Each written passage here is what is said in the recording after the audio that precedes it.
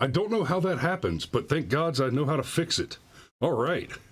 We were just talking about this whole Hucklebearer thing, and good God, we got a bunch of people in the chat there. So, come do. Yeah, and I'm still blown away by the fact that it's Hucklebearer, not Huckleberry. However, in knowing the reality of it, that makes that an even more devastating insult. It does. Like, not only will I shoot indeed. you and kill you, but I'll help bury you. Like, that's... You are beneath my contempt. Wow, that's just my game. It's like, you'd rather be judged by 12 than carried by 6 because I'm one of the 6. Right. Like, yeesh. Woo. Right, I'm okay. Huckleberry. Woo. Hey, Antifa are the good guys. They're... Yeah. No, they are. They're anti-fascist. They can't be. There's no such thing as Antifa. It's not an organization. It's just kind of an idea, right? No, it's look, it's right there in the name. They're anti-fascist. They can't possibly be the bad guys. Punching Nazis makes you the good guys. Chris. Exactly. Chris, don't you know that we've had like 60 or 70 years worth of movies out of Hollywood where the bad guys are always Nazis? Right? Yeah, funny story that. Yeah, but you know, it's I mean, painfully obvious. Look at this. These guys, these are clearly the good guys. Yeah. Oh, ACAB. I learned this recently, right? You know what that's a riff on? They'll say something is AFAB, AFAB, as in assigned female at birth. This is assigned communist at birth.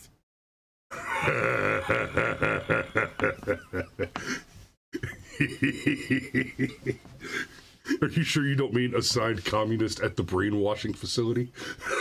No, it's but seriously, I got you. Yeah, but there was some organization recently that published something about having to change the name of the organization because they had inadvertently named their organization originally something that was shortened to ACAB.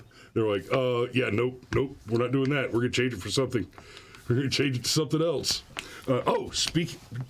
Quick aside, speaking of acronyms, have you heard about O'Keefe? OMG. Yes. So James O'Keefe has already started a new company after having been ousted from Project Veritas, and the name of his new company is O'Keefe Media Group. OMG, and that is branding genius. Yeah. Let's see how far that goes. Oh, and Stryker mentions that he inboxed me some more material. I did see that. Yeah. Anyhow. Yeah, we'll get to that. We'll get to that later.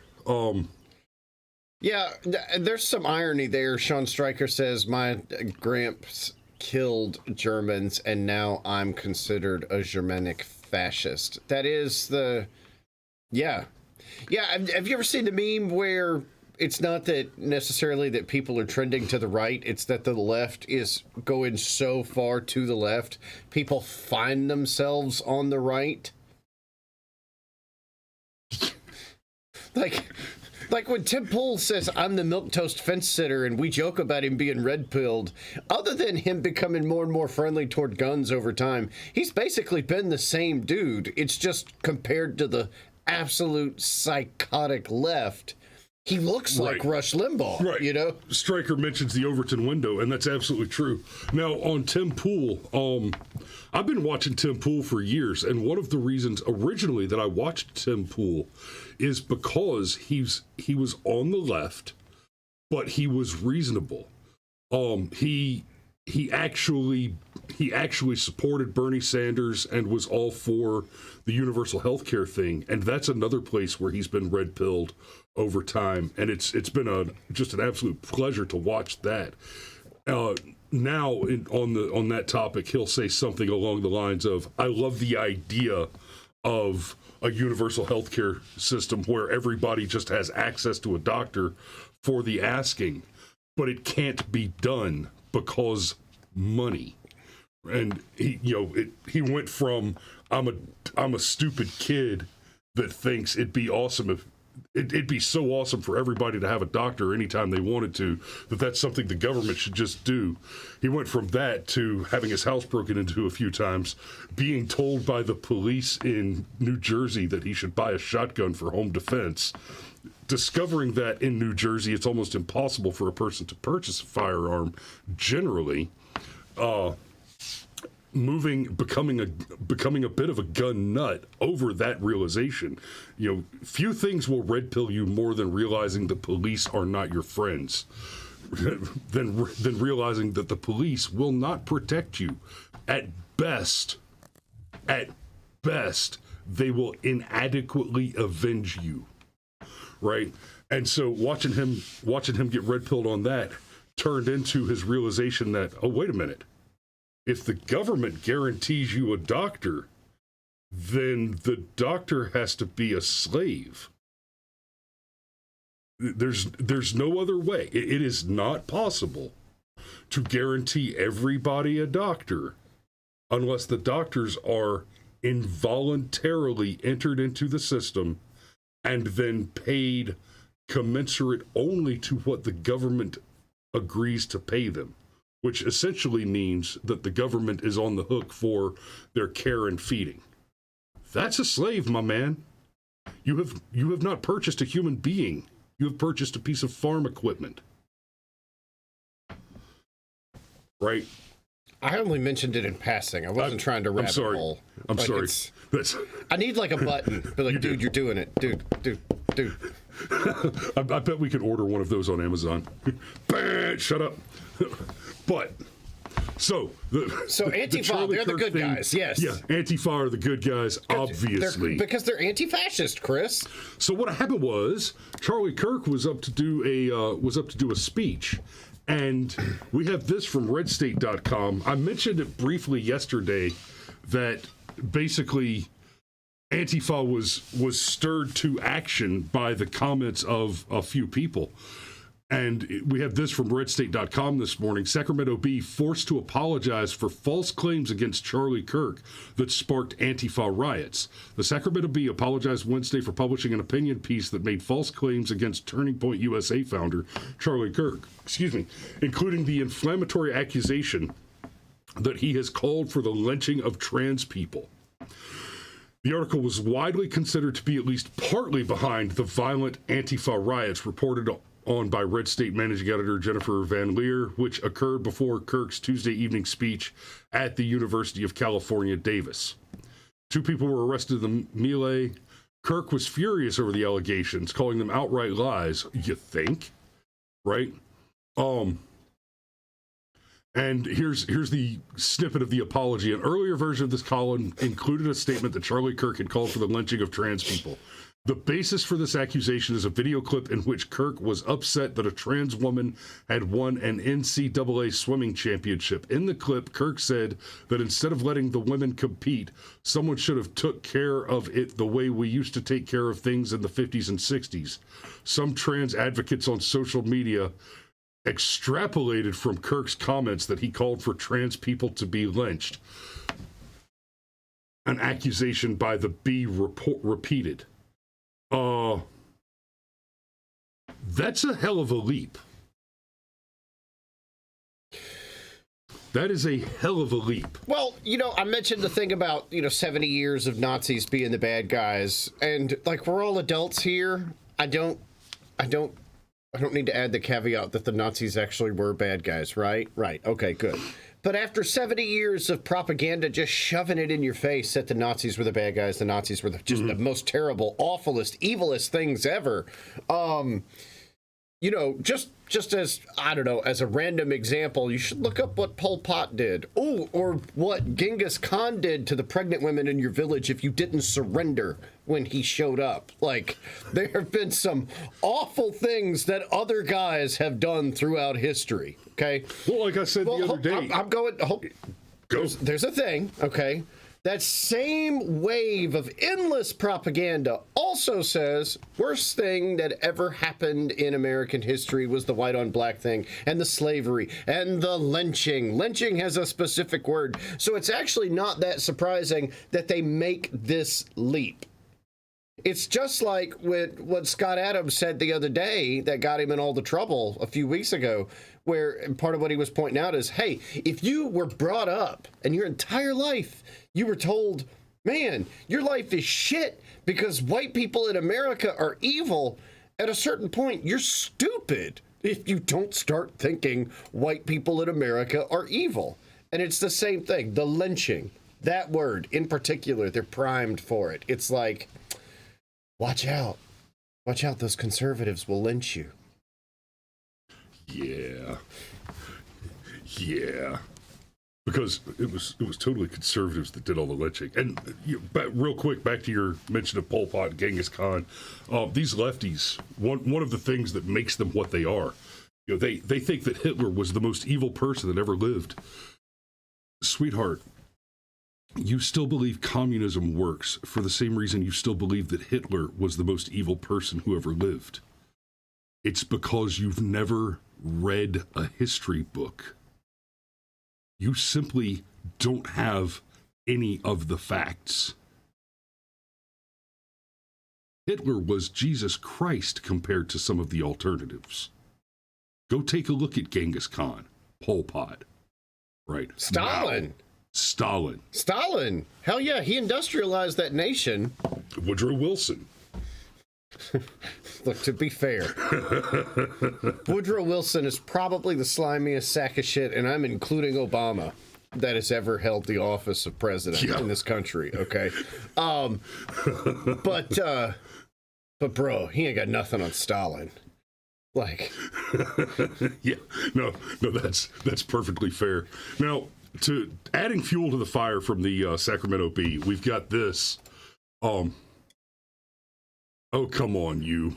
I'm going to have to do the well, while you're fixing here. that, there we go. Many of you have reached out to me and others regarding tonight's event, organized by the Registered Student Organization, Turning Point USA, or TPUSA, at UC Davis. Okay, this is a little over 3-minute video, so we're going to have to interrupt it a few times, but we're going to have ample opportunity. Thank you for sharing your distress at a student group hosting a speaker who is a well-documented proponent of misinformation and hate.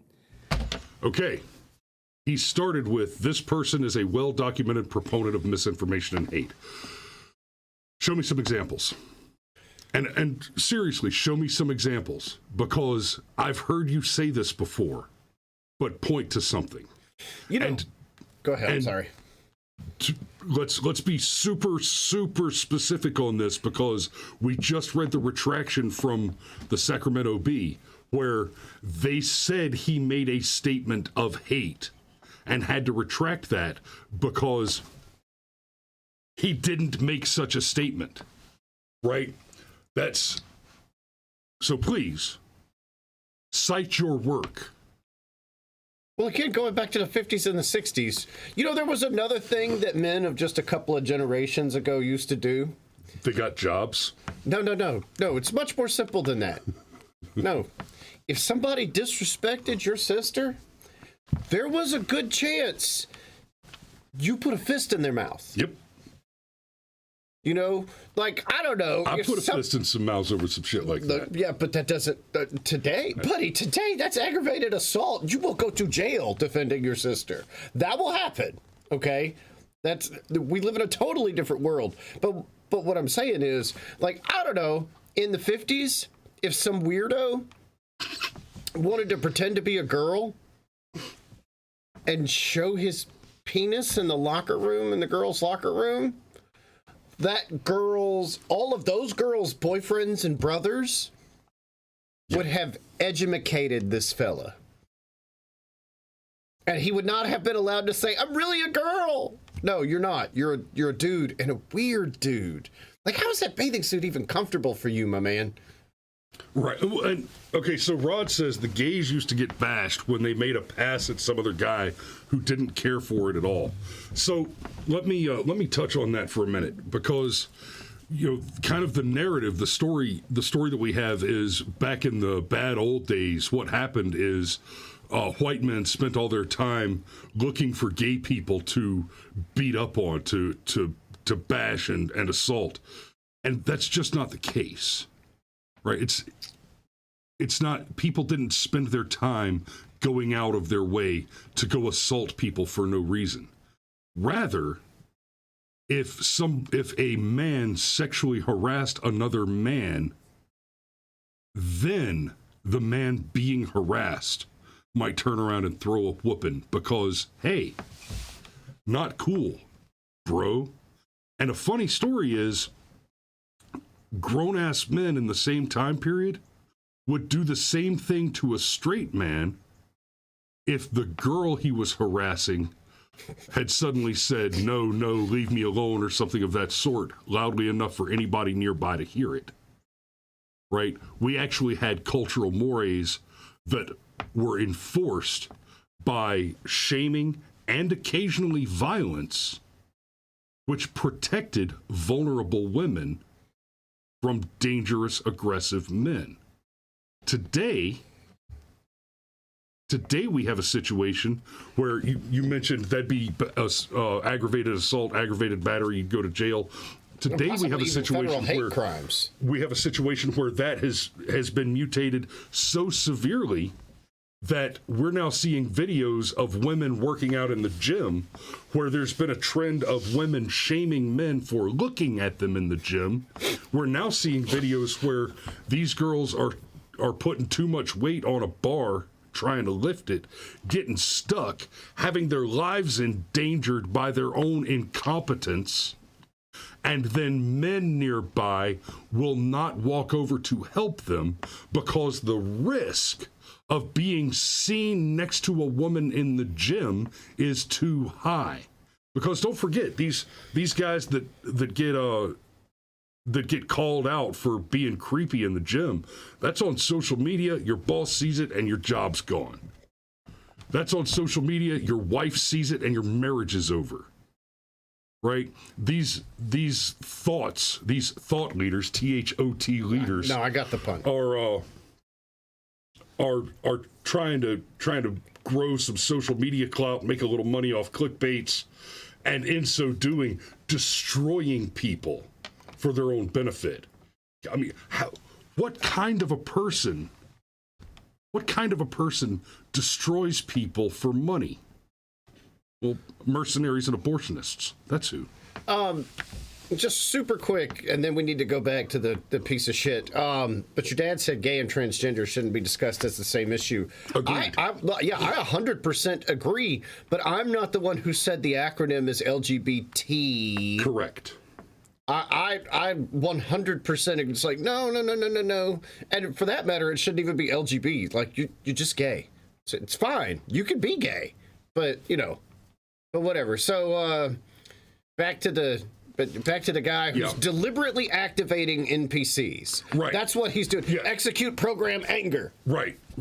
Yeah. Make no mistake. What this guy here is doing is he is putting out the call to Antifa, which he knows is a thing, to take action against a specific target. And who has advocated for violence against transgender individuals. Which we've already covered as a false It's a statement. campus that is committed to our principles of community. UC Davis stands with our transgender and non-binary Aggies in opposition to this hateful and divisive messaging. UC Davis did not invite this individual and is not sponsoring this event.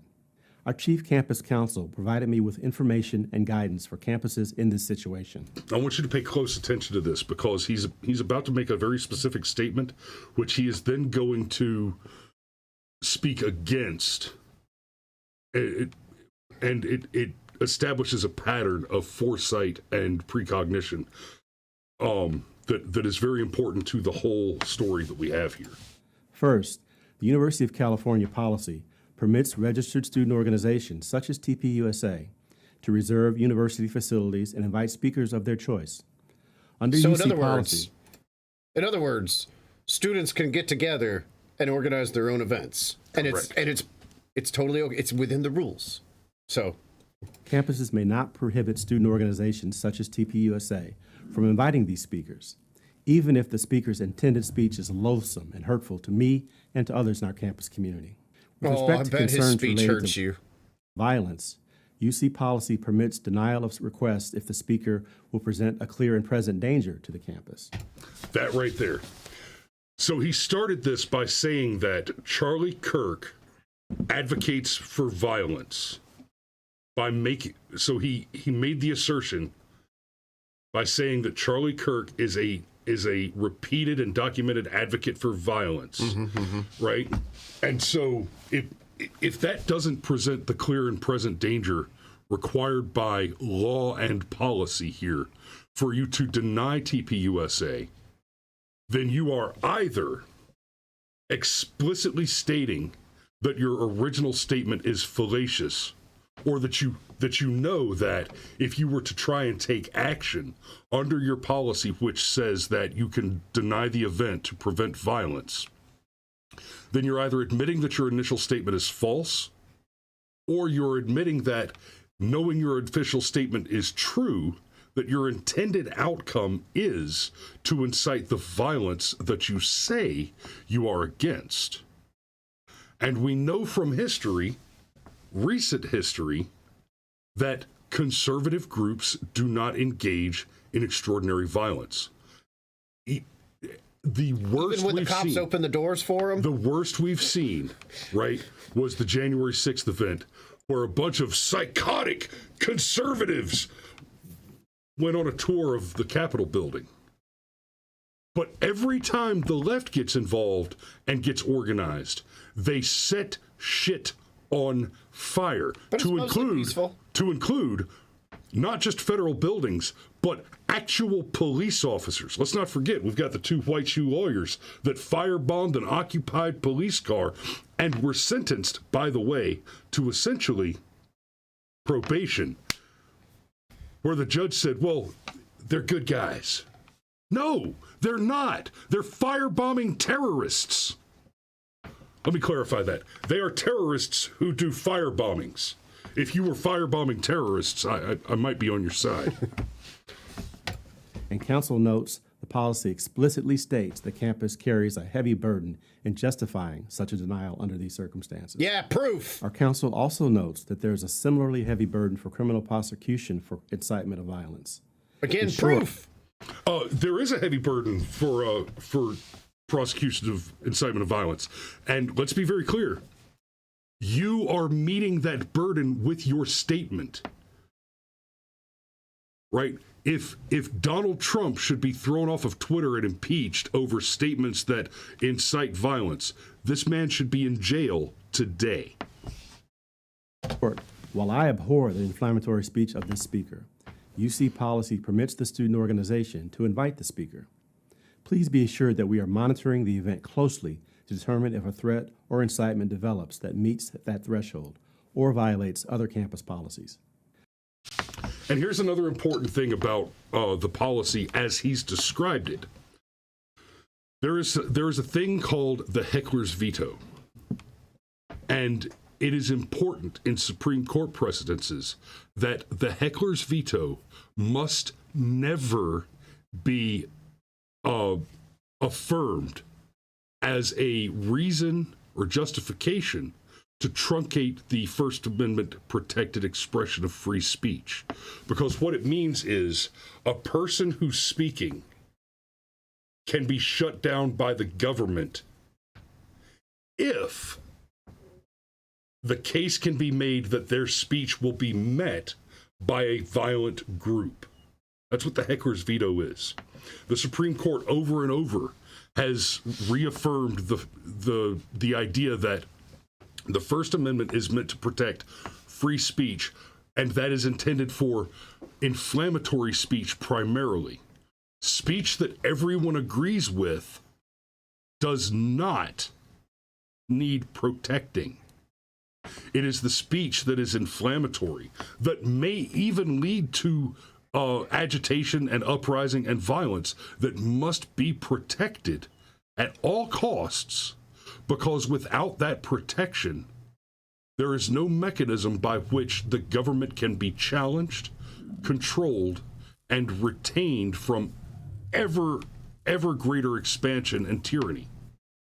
What this guy is proposing is he is suggesting that if a bunch of violent people disagree with speech, then we should be allowed to shut it down. But unfortunately, my hands are tied. I can't do that. I understand and share your objections to a speaker whose rhetoric is offensive and clearly intended to shock and provoke. As Aggies, we are motivated by a desire to do what is best for. And clearly intended to shock and provoke. He is actively accusing the speaker of attempting to incite violence. He's trying to phrase it carefully to avoid using those exact words, because at the end of the day, the fact is this: he wanted this to happen. He wanted terrorists to come and attack a person who his ideas disagree with. For our diverse community and for society as a whole. But as a public university dedicated to the pursuit of deeper understanding through the free, open, and civil exchange of ideas, we must also support an environment conducive to the discussion of widely varying ideas and points of view. We are committed to the First Amendment, and we are required to uphold it. We are required. Look, And okay. that's a lie. So, further up in the thread, somebody said, St. Michael says, oh, so he admits that it doesn't meet those standards at the end. See, that's the thing, okay? Again, we go back to the brainwashing, the lifelong, your feelings are what's important, and evil Nazis and evil racists and lynching and, oh no, the conservatives and everything else. St. Michael is correct. Okay, nothing in what Turning Point USA was going to do here was in any way even in the same ballpark as what he's described. This rhetoric is offensive. $10 says this fuckstick didn't know who Charlie Kirk was. Correct. Before this came around. He was informed that Charlie Kirk exists by someone who wanted him to make this statement in order to use his hyperbole to incite a riot. And he was all too happy to do it because, man, the left needs useful idiots. And it's a thing that I can't entirely understand, because I can listen to what this guy's saying and I can go, I think he might be full of shit, Like, and I do mean, I think he might be full of shit, right? And that is not a thing that happens in the NPCs. I swear, I think that's why they try and protect these people from prosecution, because somewhere in their twisted realm of what they call morality, they realize they're responsible for this shit. Well, and we've seen what happens when these kind of people end up being prosecuted. They get on the witness stand and they get cross-examined, and they pull stuff like Trayvon Martin's girlfriend, where she sits there and explains under oath in front of the nation to the cameras that, nah, it's not racist when black people murder white people. That's just what's supposed to happen. Whoa! That's not exactly what she said, but... It ain't far from it. No, what actually specifically... Because she was asked, do you not understand how you're constantly referring to him as a cracker is racism? And she said, no, black people can't be racist. No, actually, what she said specifically, it actually had a really homophobic tint to it, because she implied that part of the reason why Trayvon was worried about being followed by the cracker was that, he might want certain. He might do the thing. Yeah, we're on YouTube. Thing in the dark that shouldn't be done. Right. exactly, and that in this case, cracker as a slur wasn't necessarily a racist term. It was more about understanding that Zimmerman was an authority figure. Like, right. As in Trayvon knew that Zimmerman was a cop or a security guard or whatever, and that was part of the problem. But just as... So anyhow, and here's the thing, right? All Antifa did and all this dumbass did is probably make Charlie Kirk's career. Right? Like, I don't give much of a damn about Turning Point USA. Sort of like I didn't care about eating chocolate bars, but I'm probably going to order some of Jeremy's chocolates just cause. I've been eating a lot of Reese's Pieces lately. Hey, would you guys like for us to do a review of Jeremy's chocolate live on air? That might be fun. Anyhow, but that's what we're dealing with here. Like, this is, everything about this was a lie, but Chris, Antifa are the good guys. Yeah. It says so right there, because Totally they're anti-fascist, right? And see, that's like I was saying earlier, they don't read history. Nazis are not fascists. It's actually much more the Italians that were fascist, and I realize you're going way deep into the weeds here. But it's important to understand these terms. Like when they go, well, they're not actually socialist, but Nazi means National Socialist. Right. And these are the same people that are going to be like, but Antifa means anti-fascist. Yeah, and okay, and now in fairness, while the Nazis were not fascists and the socialists were not communists, let me just simplify some stuff for you. Socialists are as different from communists as Nazis are from fascists. Which is to say that communism is fascism.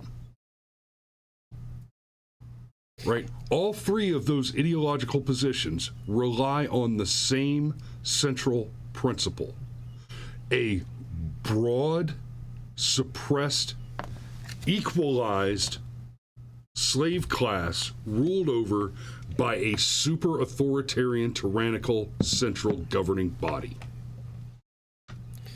They differ from that point only in terminology and conceptual organization, but they're the same thing. It's big slave class, small police force, tiny ruling class. Yeah, oligarchy. The very thing they accuse us of constantly, ironically.